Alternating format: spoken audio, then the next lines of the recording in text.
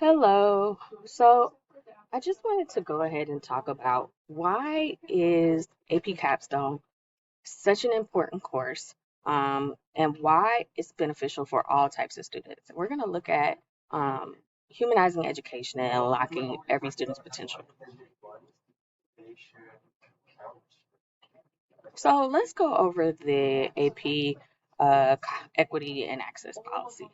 So College Board says they strongly encourage educators to make equitable access and guiding principle for their AP programs by giving all willing and academically prepared students the opportunity to participate in AP.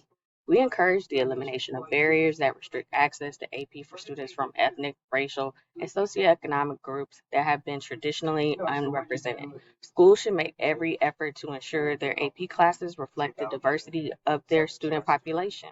College Board also believes that all students should have access to academically challenging coursework before they enroll in AP classes, which can prepare them for AP success. It is only through a commitment to equitable preparation and access that true equity and excellence can be achieved. So, we're going to go into a little bit about what this means and how this applies for HISD in your classroom. So, the thing about advanced coursework is it's important, but it's not reaching every student. And so we're seeing efforts to change this. And so, because we know that advanced coursework for is essential for post-secondary success. It's linked to higher college GPAs, increased graduation rates, greater student engagement, and these are the type of programs that are central to achieving equity goals outlined in the federal law, the Every Student Succeeds Act.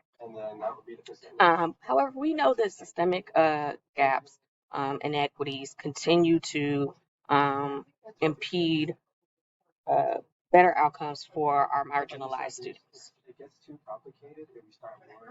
So there is uh, a national uh, issue when it comes to equity in advanced courses. So, out of 1,000 high school students, only 174 are enrolled in an AP course, and 130 take an AP exam, and 75% pass the exam. And so, when we look at marginalized students, those rates are even less. So, out of 1,000, you have 128, and 75 take the exam, and 25 pass the exam. So, what we know as far as the data shows, it shows that even though we give more access to classes, that's not the only way, that's not the way to create more equity in these systems. We need to create systems of better instructional design, better evaluation, and student support. So, to look at this, we have to think about the root cause and why there's such inequities in the system, even if we give students more access to the courses, why is there inequity? So we can look at Paulo Freire's pivotal work, Pedagogy of the Oppressed. And so it's not just about access, but it's about the way traditional education is taught perpetuate inequity. And he argues that our educational system suffers from a narration sickness. And this is basically a reference to lecture or banking concept of education where teachers just deposit information into passive students who are treated as empty receptacles. So there's two models. We have the banking model, and this is where the teacher is the depositor, the students are the depositories, and it's to fill the student with content detached from reality. And it's the way the system or the classroom work is that the teachers know everything and the student knows nothing. The teachers talk and the students listen, and it inhibits creativity and critical thinking. So um, those that's what produces more inequity in our students. Whereas problem posing education, the student teacher contradiction is resolved, and students all are students and teachers, and the goal is constant unveiling of reality. Dialogue is indispensable. It emphasizes critical thinking and inquiry. It stimulates true reflection and action upon reality. It also empowers students to transform their world.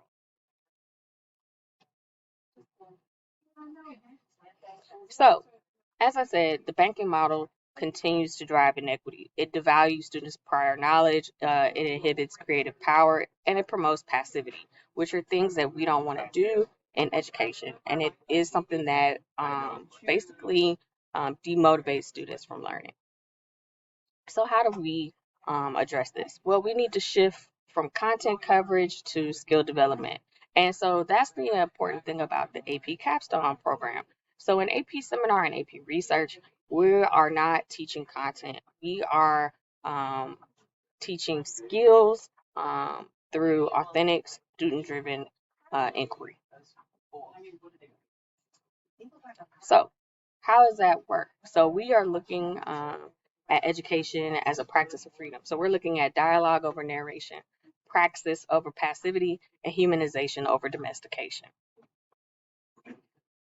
So, AP Capstone is a model for problem posing pedagogy.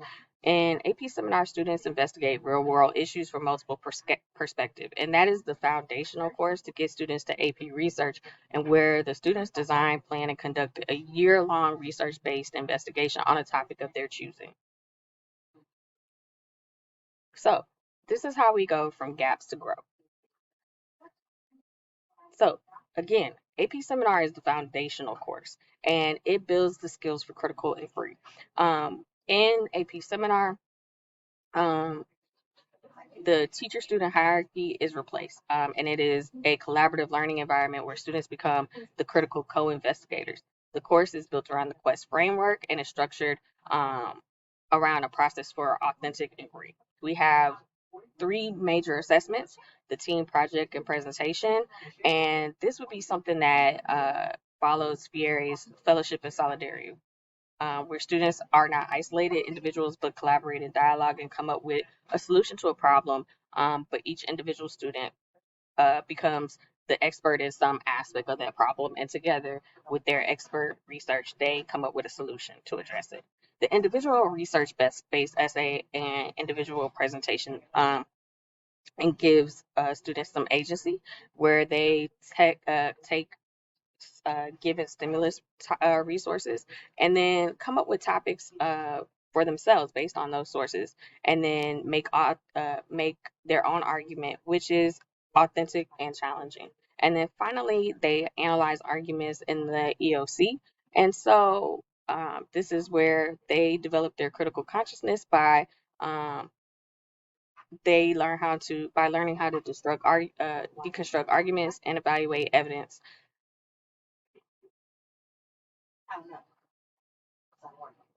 So, an AP research is the culmination of the student agency, which they do a 4,000 to 5,000 word academic paper.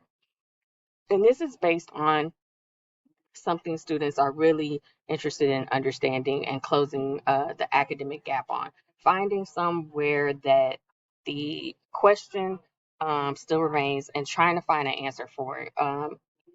With their own research and then coming up with something for themselves. So they're not recreating, they are developing their own thing and then presenting their stuff and defending their actual research.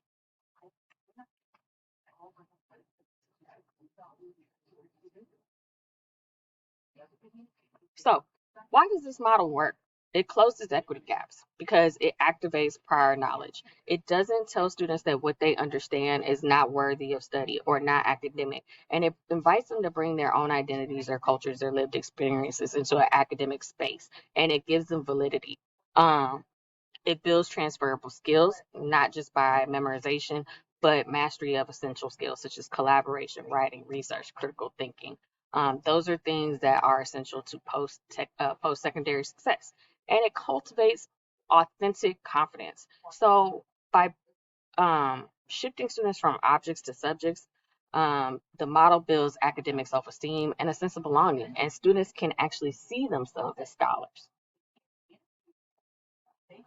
So what are some of the things we are learning in the Capstone program? We're learning critical inquiry.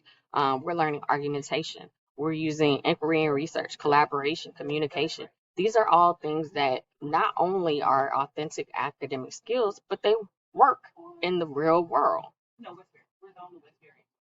So it also is building to be successful in driving equity in advanced courses. It's important to build a school-wide culture of success.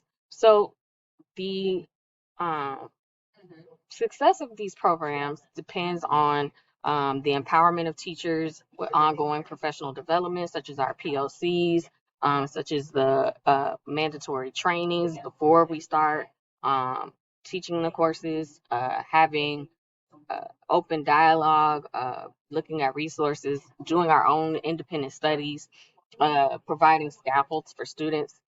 It's important uh, that teachers understand the skills and how to get from point A to point B, and also how to pivot to meet the needs of each student. Okay, that's how we create equity in these classes.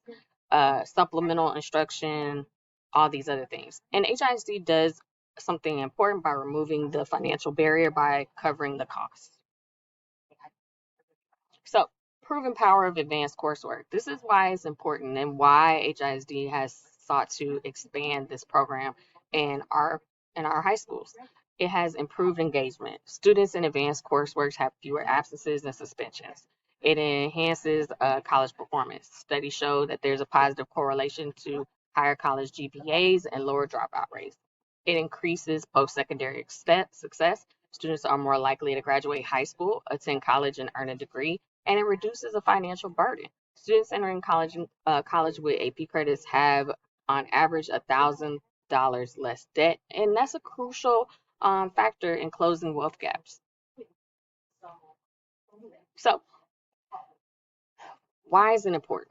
We are seeking to not only close equity gaps for majority of our students in HISD, but we are really trying to empower independent scholars. So, when looking at how challenging this course is and looking at the needs of our students, it's important to think about our ultimate goal. And the true outcome is that we are trying to develop students who are independent, critical thinkers prepared for future academic study. Thank you.